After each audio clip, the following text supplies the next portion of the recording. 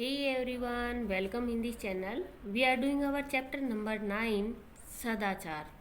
जैसा कि बच्चा आपको नाम से पता लग रहा है, सदाचार मीन्स सत प्लस आचार। सत मीन्स होता है अच्छा और आचार मीन्स होता है व्यवहार। कि यहाँ पे इस पाठ के माध्यम से हमें ये बताया गया है कि जो हमारा सदाचार होता है उसका क्या महत्व होता है।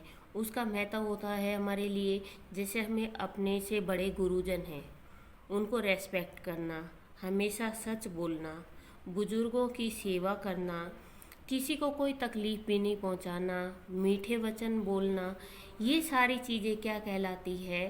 सदाचार कहलाती है। अब आता है हमारे जीवन में सदाचार का महत्व क्या होता है। सदाचार किस लिए ज़रूरी है, आज इस चैप्टर में हम इन सारी चीज़ों को पढ़ेंगे। कि मनुष्य एक सामाजिक प्राणी है, समाज में रहकर वह कई तरह के काम करता है, परंतु समाज के कुछ नियम हैं, नियमों के अनुकूल किया गया काम ही सदाचार कहलाता है। अनुकूल मीन्स कि जो चीज़ें समाज के लिए अच्छी हो वो अनुकूल कहलाती है, कि उनके जैसा व्यवहार किया जाए वही सदाचार कहलाता है। जैसे गुरुजनों का आदर, सत्य बोलना, सेवा करना, किसी को कष्ट ना पहुंचाना, मधुर वचन बोलना, विनम्र रहना, बड़ों का आदर करना, ये सारे उत्तम चरित्र के गुण हैं। जिस व्यक्ति के व्यवहार में ये गुण होते हैं वो क्या कहलाता है? सदाचारी कहलाता है।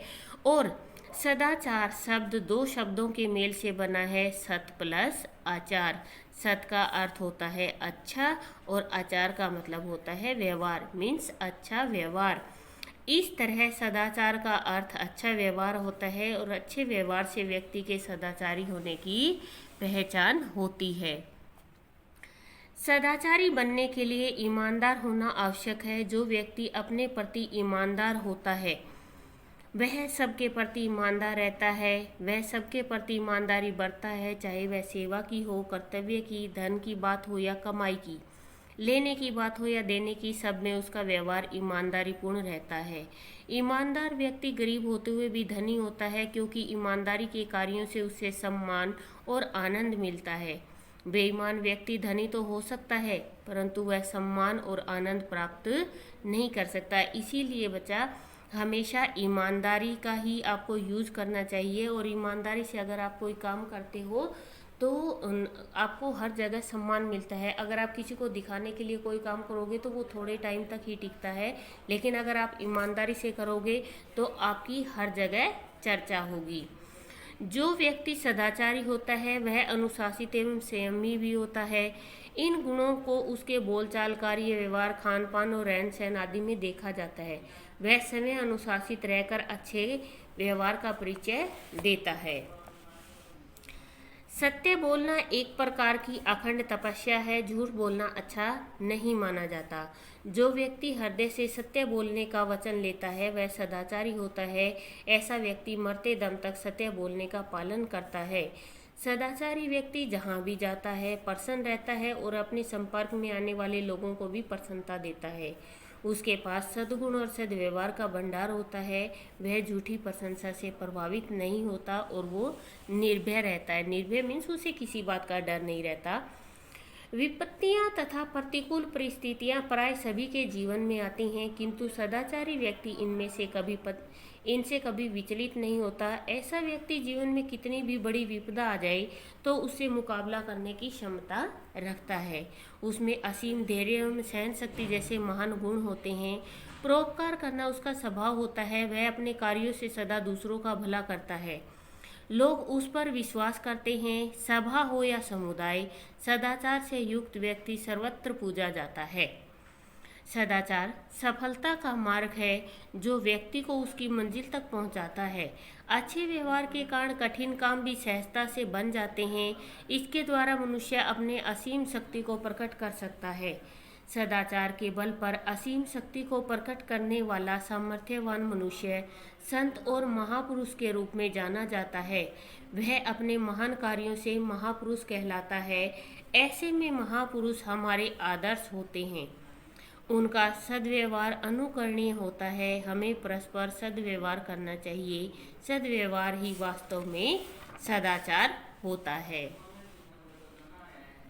इसके बाद आते हैं हमारे क्वेश्चन आंसर। सदाचार किसे कहते हैं? नियमों के अनुकूल किए गए कार्य को सदाचार कहते हैं। विपत्ति में क्या करना चाहिए? विपत्ति में हमें असीम धैर्य व सहन शक्ति से काम लेना चाहिए। सद्गुण से क्या तात्पर्य है? सद्गुण से तात्पर्य है अच्छे गुण, जैसे सत्य बोलना, ईमानदार रहना आदि। इसके बाद आते हैं आपके ब्लैंक। मनुष्य एक क्या है? सामाजिक प्राणी है। सदाचार बनने के लिए ईमानदार होना आवश्यक है। सही उत्तर पर उत्तम व्यक्ति के क्या गुण होते हैं? उत्तम व्यक्ति गुरुजनों का आदर करता है, मधुर बोलता है, विनम्र रहता है, मीन्स उपयुक्त सभी। इसकी सारी बातें सही है। सत्य बोलना एक प्रकार की तपस्या है। कैसे? सत्य किस तरीके से एक प्रकार की तपस्या, और कैसी तपस्या है? एक अखंड तपस्या है। इसके बाद आपके लॉन्ग क्वेश्चन आंसर आते हैं ये। व्यक्ति के सदाचारी होने की पहचान किससे होती है? अच्छे व्यवहार से व्यक्ति के सदाचारी होने की पहचान होती है। सदाचारी व्यक्ति में कौन कौन से गुण होते हैं? सदाचारी व्यक्ति में गुरुजनों का आदर करना, सत्य बोलना, सेवा करना, किसी को कष्ट न देना, मधुर वचन बोलना, विनम्र रहना, बड़ों का आदर आदि गुण होते हैं। प्रतिकूल परिस्थितियों में भी सदाचारी व्यक्ति विचलित क्यों नहीं होता? प्रतिकूल परिस्थितियों में भी सदाचारी व्यक्ति धैर्य व सहनशीलता से काम लेता है, इसीलिए वह विचलित नहीं होता।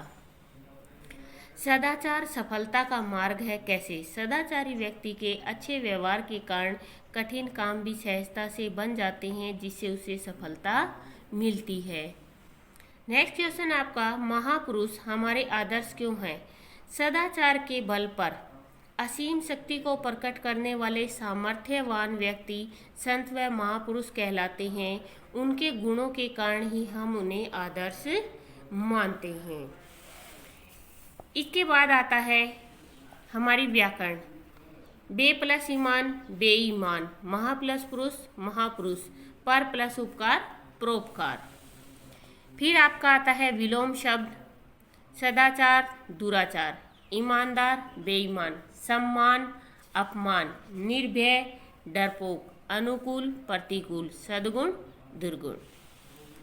इसके बाद आता है सदाचार के महत्व पर 5 वाक्य लिखो। अब देखो, समाज के नियमों के अनुरूप किया गया काम सदाचार कहलाता है। सदाचार जीवन में सहनशीलता का मार्ग है। सदाचार व्यक्ति को विपत्तियों से मुकाबला करना सिखाता है। सदाचार से व्यक्ति शीघ्र ही अपने मंजिल तक पहुंच जाता है। सदाचार व्यक्ति को महापुरुष बनाता है। अब यहाँ पे आता है आपको किसी 2 महापुरुषों के चित्र। आप अपनी बाल सभा में 2 महापुरुषों के चित्र चिपका के लेके जाइए और उससे रिलेटेड जो भी बातें हैं आप अपनी क्लास में अपने दोस्तों के साथ और अपने अध्यापक के साथ डिस्कस कीजिए।